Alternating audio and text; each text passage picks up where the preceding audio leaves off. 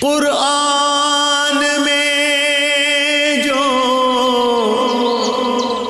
شان درود و سلام ہے،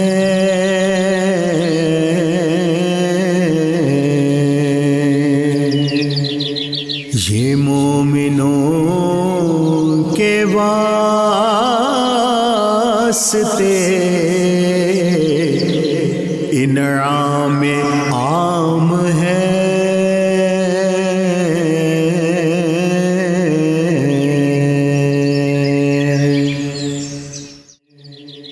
یہ مومنوں کے الحمدللہ وکفا وسلام علی عبادہ الذین اصطفیٰ، خصوصاً علی سید الرسل وخاتم الانبیاء، ارسلہ بالحق بشیرا ونذیرا وداعیا الی اللہ باذنہ وسراجا منیرا۔ اما بعد فقد قال اللہ تبارک وتعالی فی شان حبیبہ مخبرا وآمرا، ان اللہ وملائکتہ یصلون علی النبی یا ایہا الذین آمنوا صلوا علیہ وسلموا تسلیما۔ اللہم صلی علی سیدنا و مولانا محمد معدن الجود والعطاء والعلم والحلم والکرم وعلی آلہ الکرام واصحابہ العظام اجمعین، صلاۃ و سلاما علیک یا رسول اللہ۔ قرآن اور درود و سلام، اس بابرکت سلسلہ گفتگو کے ساتھ طاہر بخاری آپ سے مخاطب ہے۔ ہمیشہ کی طرح آج بھی ایک نیا منفرد اور معتبر اور عزتوں عظمتوں کا حامل درود شریف، جو تاریخ اور اسلامی ادب میں درود کبریت احمد کے نام سے معروف ہے، اس کے ساتھ آج کے پروگرام کے ساتھ طاہر بخاری آپ سے مخاطب ہے، اور آج ہم اس درود کی فضیلت، عزت اور عظمت کے حوالے سے بات کریں گے۔ بزرگ کہتے ہیں کہ اس درود پاک کے جو فضائل ہیں وہ بہت زیادہ ہیں، اور جو کوئی خاص معمولات کے ساتھ اس کو پڑھے اس کے لیے ہر مشکل میں آسانی ہے۔ بطور خاص اس میں نبی اکرم رسول محتشم صلی اللہ علیہ وآلہ وسلم آپ کے فضائل، آپ کے معجزات اور حقیقت محمدیہ کا بیان، اور خاص اوقات میں خاص ترتیب کے ساتھ بہت کنسنٹریشن اور توجہ کے ارتکاز کے ساتھ اس کو پڑھنا دینی اور دنیاوی طور پر اپنے مقاصد کے حصول میں بہت ممد اور مددگار ہے۔ اس درود پاک کی خاص نسبت پیران پیر شیخ سید پیر عبدالقادر جیلانی شہنشاہ بغداد آپ کے ساتھ ہے۔ آپ اس درود پاک کو سنیں گے، پڑھیں گے تو آپ کو درود پاک کی عزت، عظمت اور برکت کے ساتھ حضرت پیران پیر کے شکوہ علمی کا بھی اندازہ ہوگا۔ اور وہ پیران پیر آپ فرماتے ہیں کہ افلت شموس الاولین و شمسنا ابداً علی افق العلا لا تغربو، ہوئے غروب آفتاب اقطاب اولین کے مگر ہمیشہ، بلندیوں کے افق پہ چمکے گا نیر ذوفشاں ہمارا۔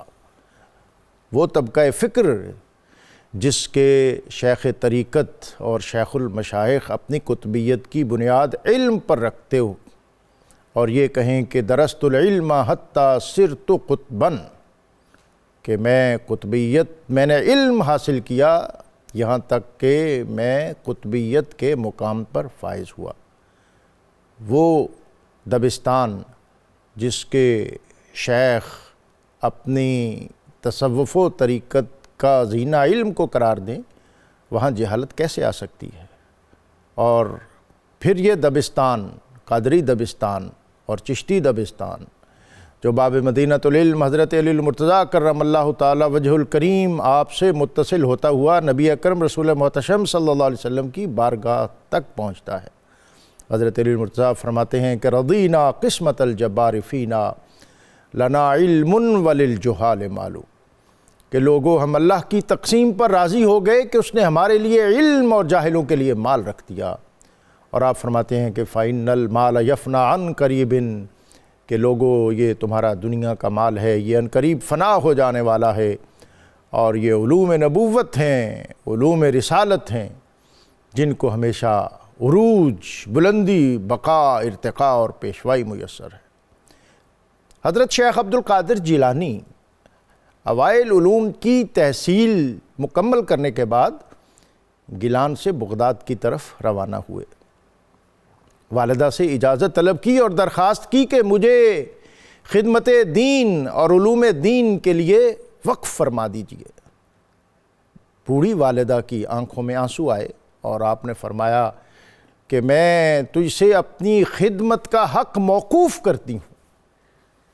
عمر کے اس حصے میں ہوں جہاں مجھے تمہاری بہت ضرورت ہے، لیکن دین کی اشاعت اور سربلندی کے لیے تیری خواہش کو ترجیح دیتی ہوں۔ دیکھنا کہ حق اور حقانیت کے حوالے سے زندگی میں کبھی کوئی مفاہمت اور کمپرومائز نہ کرنا۔ پیران پیر شیخ عبد القادر جیلانی گیلان سے روانہ ہوئے اور بغداد میں داخل ہوئے اس عالم میں کہ راستے کے غبار پر صداقتوں کا نور بکھیرتے رہے، اور کتنے ہی گم کردہ راہ لوگوں کو آپ کا اسوہ اور سیرت روشنی کی نوید بن کے سامنے آیا۔ آج ہم درود کبریت احمر جو بطور خاص نسبت کا حامل ہے پیران پیر شیخ سید عبد القادر جیلانی رحمۃ اللہ علیہ، آپ سے اس سے اکتساب فیض کریں گے، اور ہمیشہ کی طرح ہمارے ساتھ علامہ مفتی محمد فاروق القادری جو اس سارے کارواں کو لیڈ کر رہے ہیں وہ ہمارے ساتھ موجود ہیں۔ ان کے ساتھ ڈاکٹر عقیل احمد صاحب، ہمارے ناظرین ان کی شخصیت اور فکر و فن سے آگاہ ہیں، اور اختتام پر درود کبریت احمر اس کو پڑھنے کا اعزاز پائیں گے قاری سید خالد حمید کاظمی۔ قرآن میں جو شان درود و سلام ہے،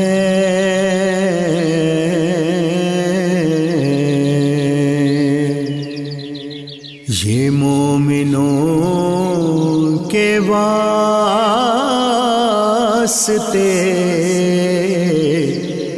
انعام عام ہے۔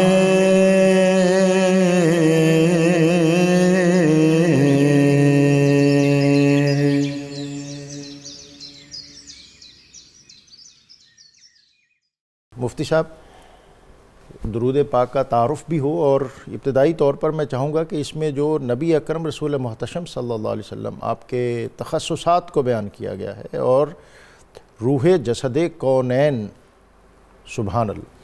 بسم اللہ الرحمن الرحیم۔ ڈاکٹر صاحب، درودوں کی فہرست میں اگر کوئی درود جامع اور انتہائی مؤثر ہے تو وہ درود کبریت احمر ہے۔ سبحان اللہ۔ کبریت کا معنی ہے گندھک، اور احمر سرخ گندھک۔ اس کا نام کبریت احمر اس لیے پڑا کہ جس طرح سرخ گندھک کو ایک کیمیائی طریقے سے تانبے پر ڈالا جائے تو وہ تانبا سونا بن جاتا ہے۔ واہ، سبحان اللہ۔ اسی طرح یہ جو درود ہے یہ حضور غوث اعظم کی زبان پر الہامی طور پر جاری ہوا۔ سبحان اللہ۔ اس کو پڑھنے والا بھی ظاہر اور باطن میں حیرت انگیز تبدیلی محسوس کرتا ہے، سبحان اللہ۔ اور اس کا باطن اس قدر آراستہ اور باطن کے اندر نور کی روشنی ہوتی ہے کہ اس کا باطن چمک جاتا ہے اور سونے کی طرح قیمتی ہو جاتا ہے، یعنی گویا کہ وہ کندن ہے، کندن بن جاتا ہے، کندن بن جائے گا، اور اگر کوئی بننا چاہتا ہے تو اس کے لیے یہ درود اکسیر کا ہے۔ عامل بن جائے۔ سبحان اللہ۔ اس درود کو حضور غوث اعظم کی زبان پر جاری کیا گیا۔ آپ نے خود فرمایا کہ مجھے یہ الہاماً عطا کیا گیا، اور اس کی سند حضور غوث اعظم سے ثابت ہونے پر سب سے قابل اعتماد دلیل یہ ہے کہ حضرت شیخ عبدالحق محدث دہلوی رحمۃ اللہ علیہ نے اس کو روایت کیا، سبحان اللہ۔ اور اس کا نسخہ جو سب سے زیادہ قابل اعتماد ہے وہ شیخ محقق کی روایت سے ہی ہے۔ سبحان اللہ۔ شیخ محقق نے باقاعدہ اس کا پورا نسخہ ترتیب دیا اور وہ چھاپا گیا، سبحان اللہ۔ اور پاکستان کے اندر یہ درود اپنی پوری شرح کے ساتھ اردو ترجمہ کے ساتھ چھپا ہوا ہے اور مل جاتا ہے۔ درود کبریت احمر میں حضور صلی اللہ علیہ وآلہ وسلم کے اخلاق، آپ کی عظمت و شان، آپ کی سیرت اور آپ کی حیرت انگیز جو باطنی خصوصیات اللہ اکبر، جس پر اہل ظاہر کی نظر نہیں پڑتی، وہ حضور غوث الاعظم جیسا سید عالمین کا بیٹا ہی بیان کر سکتا ہے، اللہ سبحان جو اللہ۔ حضور کے علم ظاہر اور علم باطن کے روحانی وارث اور مجمع البحرین ہیں۔ حضور غوث الاعظم نے اس درود میں جو حیرت انگیز اور بڑے ہی شائستہ اور معانی کے سمندروں سے بھرے ہوئے الفاظ استعمال کیے ہیں، اگر ان کے سمندروں میں غوطے لگائے جائیں تو بندہ تھک جائے گا، لیکن اس معانی کا پورا ادراک نہیں کر پائے گا۔ ان سیغوں میں سے جو آپ نے ایک سیغے کی طرف توجہ دلائی ہے، ہم اس پہ صرف بات کر رہے ہیں، ورنہ اس سے قبل اور اس کے بعد بڑے بڑے ادق کلام بھی ہیں۔ ایسے ہی۔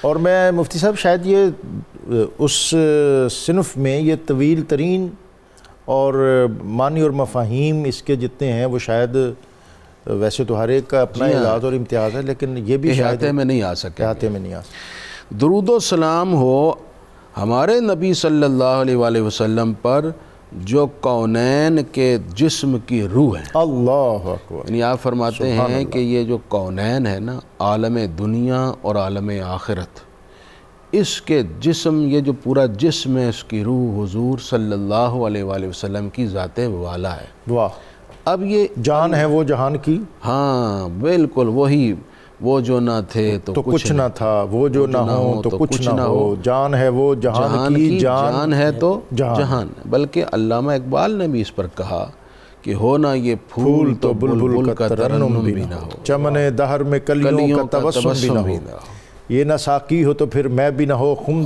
بھی نہ ہو، بزم توحید بھی دنیا بھی نہ ہو، تم بھی نہ ہو، خیمہ افلاک کا اشتادہ اسی نام سے، نبض ہستی تپش آمادہ اسی نام سے۔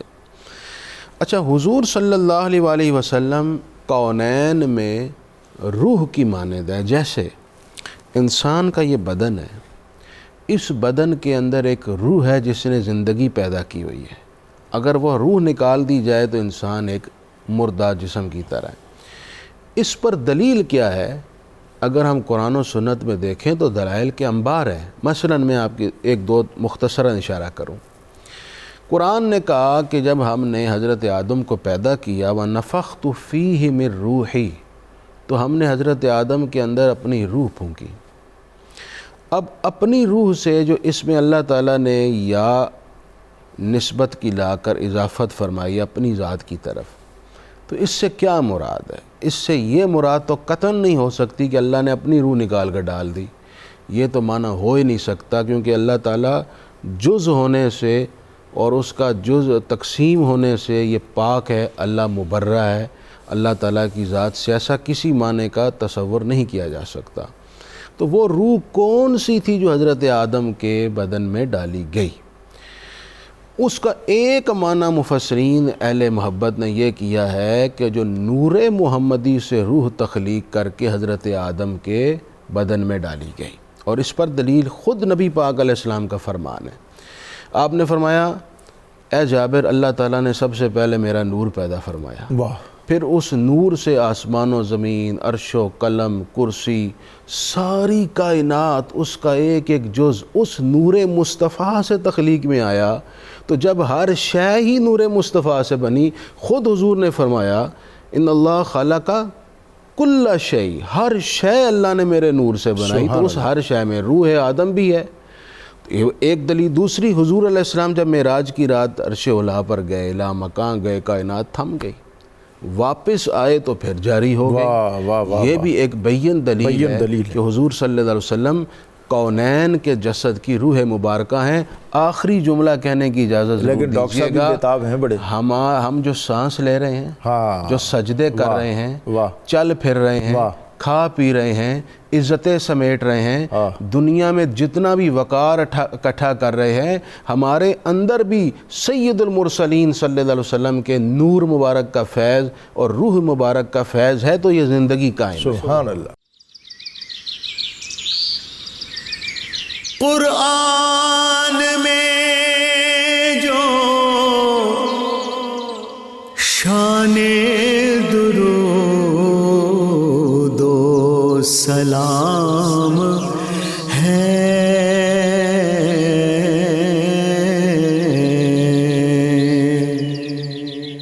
یہ مومنوں کے واسطے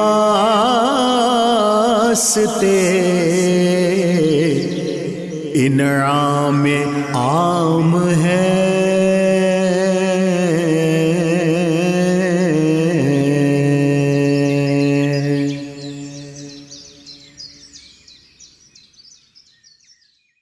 وہی ہے اول، وہی ہے آخر، وہی ہے ظاہر، وہی ہے باطن۔ واہ، شان اولیت اور شان آخریت۔ بہت شکریہ ڈاکٹر صاحب۔ یہ درود پاک لکھنے والے کے بارے میں بتاتا ہے کہ اس کی ذات رسالت سے قلبی اور روحی نسبتیں کیا تھیں، اور نسبی نسبتیں بھی، نسبی رفتیں، اور ظاہر ہے پھر صدری بھی ہوں گی۔ واہ واہ۔ اچھا دیکھیے، عموماً ڈاکٹر صاحب سیرت کو ہم جب ڈسکس کرتے ہیں نا تو 3 بنیادی پہلوؤں کو ہم بتاتے ہیں اسٹوڈنٹ کو کہ سیرت اس سے باہر نہیں ہے: دلائل، شمائل اور خصائص۔ سبحان اللہ۔ اس درود پاک کو پڑھ کر تینوں پہلو سامنے آتے ہیں، اور اس کی پھر شروعات میں جو نفائس اور لطائف حضور غوث اعظم نے بیان کیے ہیں، پتہ چلتا ہے کہ آپ سیرت کے بھی عارف اعظم ہیں۔ سبحان اللہ، سبحان اچھا، اب آ جائیں جو آپ نے فرمایا کہ وہی اول وہی آخر۔ قرآن کریم کی 2 آیات میں پیش کرتا ہوں۔ ایک تو سورہ الانعام کی ہے، امرت وانا اول المسلمین۔ نبی کریم علیہ الصلوۃ والسلام فرماتے ہیں مجھے حکم دیا گیا کہ میں پہلا مسلمان بنوں۔ اور دوسری جگہ سورہ الزمر میں فرمایا وَأُمِرْتُ لِأَنْ أَكُونَ أَوَّلَ الْمُسْلِمِينَ، کہ مجھے حکم دیا گیا کہ میں پہلا مسلمان بنوں۔ اب آپ دیکھیے وہ جو میثاق ہوا تھا، میثاق 2 ہیں۔ ایک تو اللہ نے فرمایا کہ الستُ بربکم، اس میں جو سب سے پہلے لبیک کہا وہ ذات مصطفیٰ علیہ تحیت و ثنا نے کہا۔ دوسرا جو میں تو حرف نشان نہ آہا جدو دتی میم گواہی۔ واہ، تو سب سے پہلے اچھا دوسرا میثاق جو اللہ نے انبیاء سے لیا، انبیاء تو ابھی ایمان لا رہے ہیں، ابھی اللہ کا حکم ہے لا تؤمنن بہ ولا تنصرن، تو حضور پہلے اگر ایمان لے آئے ہیں تو ان سے ایمان لیا جا رہا ہے نا۔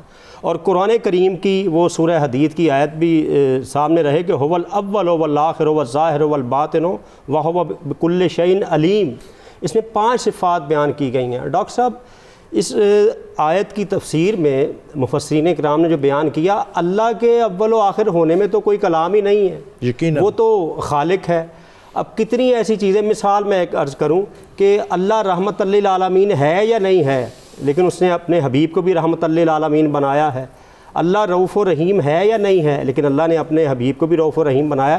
اور یہاں اول والآخر و شیخ محقق شیخ عبدالحق محدث دہلوی علیہ رحمہ مدارج نبوت میں فرماتے ہیں اس سے استشہاد کرتے ہوئے کہ حضور ہی سب سے پہلے اول ہیں، اول مومن، اول مسلم۔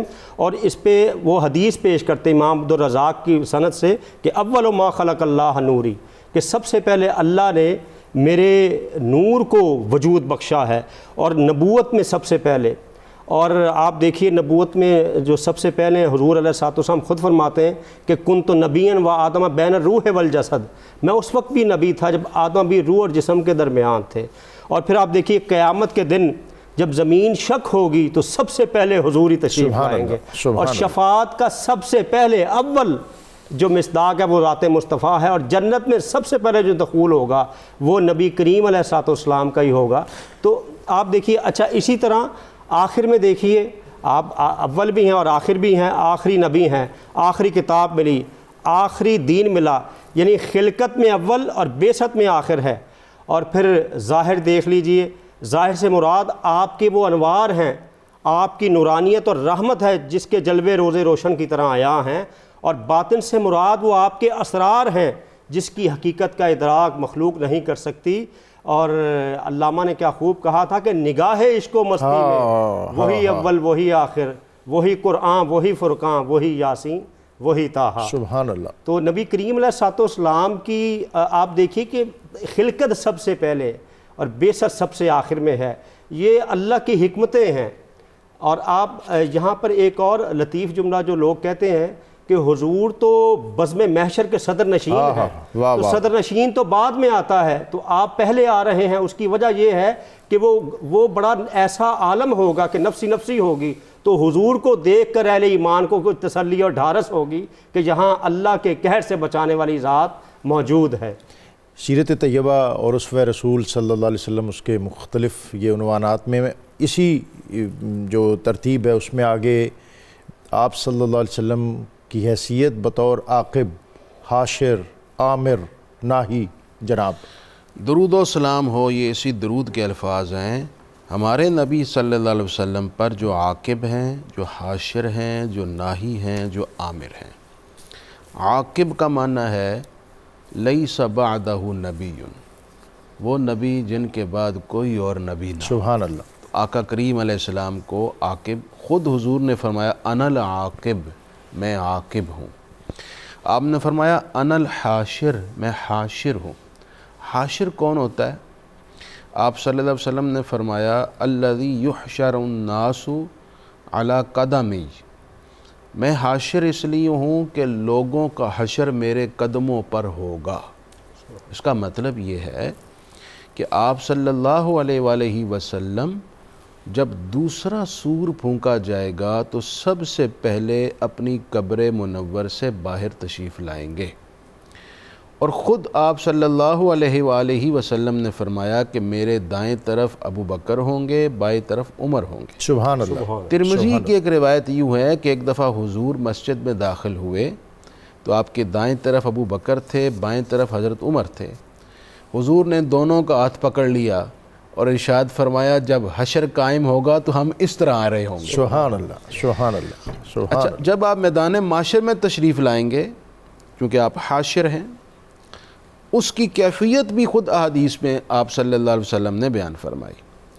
آپ نے ارشاد فرمایا کہ 70,000 فرشتے ہمیں اپنے جرمٹ میں لے لیں گے۔ واہ۔ جس طرح کہ اس وقت حضور کے روضہ انور پر 70,000 فرشتے آتے ہیں اور اپنے پروں سے روضہ انور کو ڈھانپ لیتے ہیں، اور شام تک درود و سلام مسلسل پیش کرتے ہیں، اور پھر شام کو ڈیوٹی چینج ہوتی ہے اور صبح تک ملائکہ روضہ انور کو پروں سے گھیر کر درود و سلام پیش کرتے ہیں۔ اللہ، 70,000 فرشتوں کا جھرمٹ ہوگا، اور آقا ان فرشتوں کے جھرمٹ میں میدان معاشر میں تشریف لائیں گے۔ ایک حدیث پاک میں یوں ہے، آپ صلی اللہ علیہ وسلم نے فرمایا میرے نواسے حسن و حسین میری اونٹنی عدبا پر بیٹھے ہوں گے۔ سبحان اللہ۔ حضرت بلال حبشی جنت کی اونٹنی پر بیٹھے ہوں گے، اور میں براق پر سوار ہوں گا، میرے دائیں بائیں ابو بکر و عمر ہوں گے، اور ہم میدان معاشر میں آئیں گے۔ سبحان اللہ۔ اور اس کے بعد دیگر انبیاء اکرام اور امتیں پیش کی جائیں گی۔ ایک حدیث پاک میں یوں ہے کہ آپ صلی اللہ علیہ وآلہ وسلم نے فرمایا کہ جب میں اپنے روضہ انور سے تشریف لاؤں گا تو پھر میں ابو بکر و عمر کو لے کر جنت البقیع آؤں گا اور اہل بقیع کو اٹھاؤں گا۔ سبحان اللہ، سبحان۔ جب تمام مقربین رسول اہل بقیع اکٹھے ہو جائیں گے، پھر حضور وہاں سے مکہ کی جانب جانا شروع کر دیں گے کہ ہم اہل مکہ کو اٹھائیں۔ ابھی آپ کچھ راستہ طے کریں گے تو جن کو لینے جا رہے تھے وہ خود پہنچ جائیں گی۔ واہ۔ وہ کون ہوں گی؟ ام المومنین حضرت سیدہ خدیجہ الکبریٰ سلام اللہ علیہا۔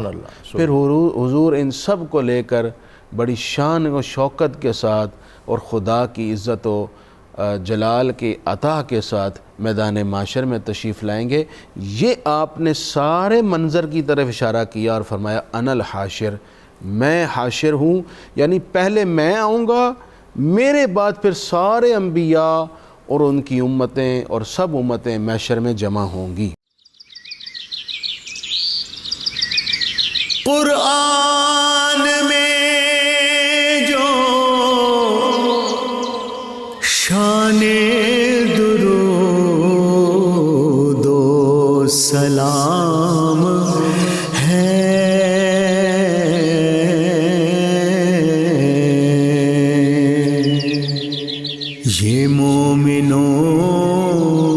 واسطے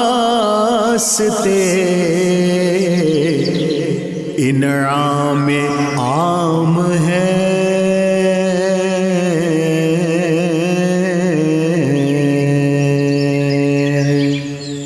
قرآن میں جو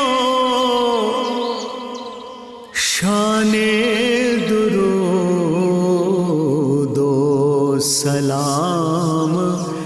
قرآن اور درود و سلام، اس بابرکت سلسلہ گفتگو میں آج ہمارا موضوع ہے درود کبریت احمر۔ اور جیسا کہ آپ کو مفتی صاحب نے ابھی بتایا کہ اگر آپ اپنے اس خاکی جسم کو کندن بنانا چاہتے ہیں اور اس اپنے اندر روحانی اوصاف و کمالات پیدا کرنا چاہتے ہیں تو اس کے لیے یہ درود بہت کلیدی اہمیت کا حامل ہے، اور بطور خاص نبی اکرم رسول محتشم صلی اللہ علیہ وآلہ وسلم آپ کے فضائل اور آپ کے شمائل اور اخلاق محمدیہ صلی اللہ علیہ وسلم اور حقیقت مصطفیہ صلی اللہ علیہ وسلم اس حوالے سے جو مضامین اور خوبصورت اور جامع عنوانات اس درود پاک میں میسر ہیں، اس سے بھی آج ہم اس اعتبار سے بھی اکتساب فیض کریں گے کہ پروگرام کے آخر میں ہمیشہ کی طرح اس کو سننے کی سعادت بھی پائیں گے، اور پھر پروگرام میں یہ جو حصہ ہے اس میں اس امر کی ضرورت ہوتی ہے کہ وہ الفاظ جن کے پڑھنے سے انسان کمالات حاصل کر لیتا ہے اس کے معنی اور مفاہیم کی آگاہی، اور پھر اس آگاہی کے سبب طبیعت کے اندر جو خشوع خضوع اور اخلاص پیدا ہوتا ہے وہ کس قدر ضروری ہے۔ ڈاکٹر عقیل احمد صاحب ان کی طرف چلتے ہیں، اور سورج الٹے پاؤں پلٹے چاند اشارے سے ہو چاک، کیا معجزات جو ہیں ان کا عنوان باندھا گیا ہے اس درود پاک میں۔ ڈاکٹر صاحب یہ میں نے پہلے عرض کیا نا کہ لکھنے والے کی بھی عظمت ظاہر ہو رہی ہے کہ ان کی کس کس پہلو پر نظر ہے، اور کمالات مصطفیہ صلی اللہ علیہ وآلہ وسلم کس کس انداز سے وہ بیان کرتے ہیں۔ سبحان اللہ۔ اور ہماری اسلامی تاریخ میں جن بزرگوں نے بھی درود پاک کو اس وجد آفرین پہلوؤں کے ساتھ بیان کیا ہے وہ سارے مقبول ہوئے ہیں، سارے مقبول ہیں۔ اور اگر کوئی خود اس وقت بھی قبولیت چاہتا ہے اور مقبولیت چاہتا ہے تو اس کے لیے بھی اس کے علاوہ اور کوئی چارہ نہیں، اور کوئی چارہ نہیں، یہ مقبول ہی مقبول ہے۔ اور ایک ہے اہل علم کا سیرت بیان کرنا منظوم یا نثر میں، اور ایک ہے اہل علم و بصیرت کا سیرت بیان کرنا، یہ اس میں یہ نظر آتا ہے۔ سبحان اللہ۔ اب رد شمس کا ہمیں نبی کریم علیہ السلام کے عہد مبارک میں، ویسے تو قیامت تک آپ کا ہی زمانہ ہے، 2 بار یہ نظر آتا ہے۔ ایک تو معراج سے واپسی پر وہ حبس شمس ہوا ہے، اس کو روکا گیا ہے، نبی پاک کے یہ امتیازات میں سے ہے۔ دوسرا وادی صحبا میں عصر کا وقت جب جا رہا تھا، اور سیدنا علی المرتضیٰ شیر خدا رضی اللہ تعالیٰ عنہ کے حوالے سے کہ آپ کی جب نماز عصر کہہ لے کہ بالکل وقت چلا گیا تو نبی کریم علیہ السلام نے کیا فرمایا، یا اللہ تیرے بندے علی نے اپنے آپ کو تیرے نبی کی اطاعت میں روکا، اور بلکہ وہی الفاظ ہیں حدیث مبارکہ کہ انہوں نے روکا ہے تو تو بھی سورج کو روک دے، لوٹا دے۔ اور دیکھیے اس کو جو اسرا والے واقعہ کو قاضی ایاز مالکی نے، امام قسطلانی نے، امام طبرانی نے بیان کیا، اور یہ جو رد شمس کی یہ جو بات ہے حضرت علی رضی اللہ تعالیٰ عنہ کے حوالے سے ان حدیث کو امام طحاوی نے، امام طبرانی نے، قاضی ایاز نے اور امام سیوطی نے بیان کیا ہے۔ یہاں پر ڈاکٹر صاحب متقدمین اور متاخرین میں سے چند ایک نے یہ کہا کہ جی یہ واقعہ احزاب کے موقع پر تو نہیں ہوا رد شمس۔ یہ دیکھیے معجزے کا تعلق اللہ کی ذات سے ہے اور اس کے نبی کی ذات سے ہے، آپ کی خواہشات سے معجزے کا طلوع نہیں ہونا۔ اعتراض کرنے والوں سے عرض ہے کہ آپ چاہیں کہ جی اس وقت نہیں ہوا تو نہیں ہوا، بھائی جس وقت ہوا تم اس وقت تسلیم کرو کہ اس وقت نہیں ہوا۔ کتنے ایسے معجزات ہیں جو مختلف اس کے بھی شان نزول ہیں، اس کے بھی اسباب ہیں، تو یہ بات کرنا کہ جناب اس وقت نہیں ہوا یا اس وقت نہیں ہوا، اور جو حکماء و فلاسفہ کا رد ہے تو ان سے ہمیں ڈیبیٹ نہیں، ہماری ڈیبیٹ ان سے ہے جو مسلم ہیں تو معجزات جو ہے نا وہ قرآن کریم میں بیان ہوئے ہیں اور احادیث مبارکہ میں متواترہ ہیں، اور ان کو عقل کے پیمانے پر ماپنے کی ضرورت ہی نہیں ہے، کیونکہ معجزہ تو ہے ہی وہ جہاں عقل عاجز آ جائے۔ اور دوسری ڈاکٹر صاحب یہ بات دیکھیے کہ جو چیز ایک چیز ثابت ہے، ایک جو کلمہ گو ہے اس کے ان کی شان کیا ہے، سمعنا وَأَطَعْنَا، ہم نے سنا اور ہم نے تسلیم کیا۔ تو نبی کریم علیہ الصلوۃ والسلام کے یہ عظیم معجزات میں سے اچھا پھر ایک اور چیز دیکھیے، انکار اس چیز کا کیا جائے جو امپاسبل ہو۔ اللہ کے لیے اگر کوئی چیز امپاسبل ہوگی بالفرض تو وہ اللہ رہے گا، تو اللہ کے لیے تو امپاسبل نہیں، امر محال نہیں ہے۔ اور اس سے پہلے نبی پاک خود مسلم اور بخاری کی حدیث میں موجود ہے، حضرت یوشع بن نون کے لیے جو سورج جو ہے نا وہ اس کو روکا گیا اور وہ جہاد میں جب تھے، تو یہ ثابت ہے۔ دوسری چیز شک قمر، ہجرت سے 5 برس پہلے مشرکین مکہ جو طرح طرح کی باتیں کرتے تھے کہ یا رسول اللہ آپ کوئی معجزہ دکھائیے چاند کے حوالے سے، تو آپ ہرا کے پاس تشریف لے گئے اور حضرت انس بن مالک، حضرت عبداللہ بن عباس، کثیر صحابہ نے اس کو بھی تواتر کے ساتھ روایت کیا ہے، نبی پاک علیہ الصلوۃ والسلام نے اشارے سے چاند چیر دیا، جو بڑا مشہور شعراء پڑھتے ہیں کہ کیا۔ اور یہ محدثین نے لکھا ہے کہ حضرت آدم سے لے کر عیسیٰ تک صرف نبی پاک کے خواص میں سے ہے کہ عالم فلکیات میں تصرف کیا جا رہا ہے، اس کے 2 ٹکڑے ہو کر گرے۔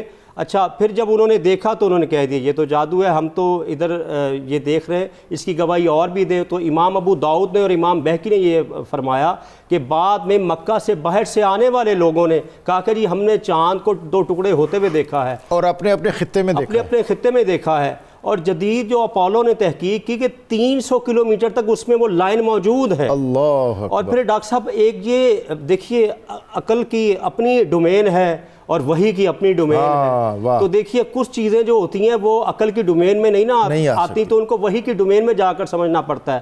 مولانا روم علیہ الرحمہ نے کیا خوبصورت بات کی تھی کہ جن پیمانوں سے پتھر اور پہاڑ تولے جاتے ہیں ان سے ہیرے اور جواہرات نہیں تولے جاتے، تو ہمیں وہ ایمان صدیق رکھنا پڑے گا کہ جو شک قمر ہوا ہے۔ اور آپ دیکھیے کہ جن لوگوں نے اس پر اعتراض کیا کہ جناب یہ تو پورا ایسا واقعہ ہے، پوری کائنات دیکھتی، تو جناب رات کے وقت تو کائنات سوئی ہوتی ہے اور کہیں سورج طلوع، کہیں دن ہوتا ہے، کہیں رات ہوتی ہے۔ اور دوسری بات آپ دیکھیے آج بھی کتنی دنیا میں چاند گرہن ہوتا ہے، تو کیا سارے لوگ دیکھتے ہیں؟ جب ایک شعوری طور پر لوگوں کو ایکٹیو کیا جائے کہ جناب آپ دیکھیے، تو اس وقت پورے نہیں دیکھتے، تو یہ تو ایک اچانک ان کا مطالبہ تھا جو نبی پاک نے پورا کر کے دکھا دیا۔ دیکھیے اس میں بھی ڈاکٹر صاحب نبی پاک کی شان اقدس ہے، وہ جو ورفعنا لک ذکرک کی شان ہے کہ آپ دیکھیے زمین پر تو معجزات کا نباتات پر، جمادات پر اور حیوانات پر اور شخصیات پر وہ تو ہو ہی رہے ہیں، یہ فلکیات پر جو معجزہ ہے یہ میرے نبی کا ایسا معجزہ ہے جو آپ ہی کا معجزہ ہے، کسی اور کو اس میں کوئی دخول نہیں۔ قرآن میں جو شان درود و سلام ہے،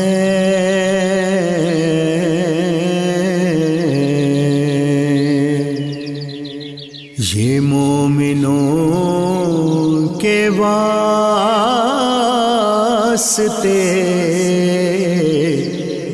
انعام عام ہے۔